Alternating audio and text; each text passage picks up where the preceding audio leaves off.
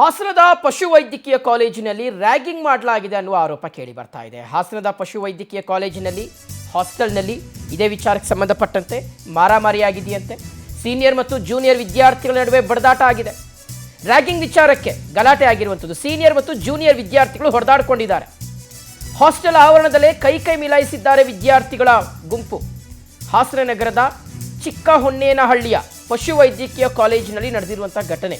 ಹಿರಿಯ ವಿದ್ಯಾರ್ಥಿಗಳು ಕಿರಿಯ ವಿದ್ಯಾರ್ಥಿಗಳಿಗೆ ರ್ಯಾಗಿಂಗ್ ಮಾಡಿದ್ದಾರೆ. ಹೀಗಾಗಿ ಇಬ್ಬರು ವಿದ್ಯಾರ್ಥಿಗಳ ಸಮೂಹ ಅಥವಾ ತಂಡ ಏನಿದೆ ಜಗಳ ಮಾಡ್ಕೊಂಡಿದ್ದಾರೆ.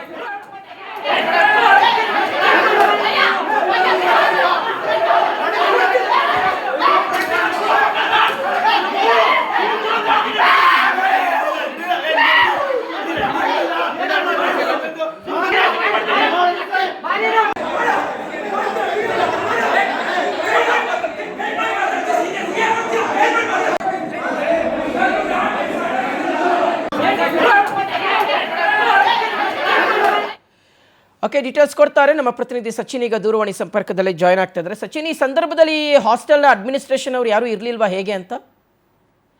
ಖಂಡಿತ ಶಿವಶಂಕರ್, ಯಾರು ಕೂಡ ಆ ಒಂದು ಸಂದರ್ಭದಲ್ಲಿ ಗಲಾಟೆ ಸಂದರ್ಭದಲ್ಲಿ ಇರ್ಲಿಲ್ಲ.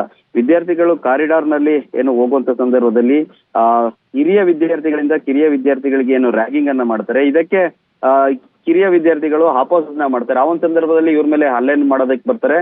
ಇವರು ಕೂಡ ಹಲ್ಲೆನ ಮಾಡ್ತಾರೆ, ಅವ್ರ ಕೂಡ ಹಲ್ಲೆ ಮಾಡ್ತಾರೆ. ಈ ಹಲ್ಲೆಯಲ್ಲಿ ಕೆಲವು ವಿದ್ಯಾರ್ಥಿಗಳಿಗೆ ಸಣ್ಣ ಪುಟ್ಟ ಗಾಯಗಳಾಗಿದ್ದು ಹಾಸನದ ಇಮ್ಸ್ ಆಸ್ಪತ್ರೆಯಲ್ಲಿ ಚಿಕಿತ್ಸೆ ನೀಡಲಾಗಿದೆ. ಈ ಸಂಬಂಧ ಬಡಾವಣೆ ಪೊಲೀಸ್ ಠಾಣೆಯಲ್ಲಿ ಪ್ರಕರಣ ದಾಖಲು ಮಾಡಿಕೊಂಡು ಪೊಲೀಸರು ಕೂಡ ಈಗ ತನಿಖೆಯನ್ನು ಆರಂಭಿಸಿರ್ತಕ್ಕಂಥದ್ದು. ಶಿವಶಂಕರ್, ಥ್ಯಾಂಕ್ ಯು ತಮ್ಮೆಲ್ಲ ಡೀಟೇಲ್ಸ್ಗಾಗಿ.